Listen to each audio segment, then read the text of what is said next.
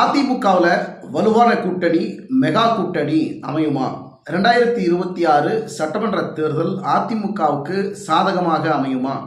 எடப்பாடி பழனிசாமியினுடைய அரசியல் கணக்கு தவறுமா, சரியாகுமா? இதுதான் மிகப்பெரிய ட்விஸ்ட்.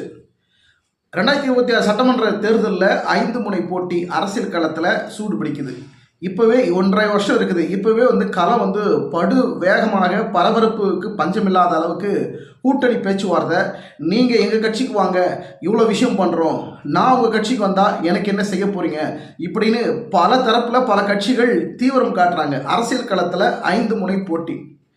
திமுக, பாஜக, நாம் தமிழர் கட்சி, தமிழக வெற்றி கழகம், அதிமுக. திமுகவுக்கு அடுத்து அதிமுக தான் சொல்லணும். இதுதான் கள நிலவரம், இதுதான் கடந்த கால வரலாறு. ஆனால் இன்னைக்கு அதிமுகவை 5வது இடத்திற்கு சொல்லக்கூடிய அளவில் இன்னைக்கு அதிமுகவினுடைய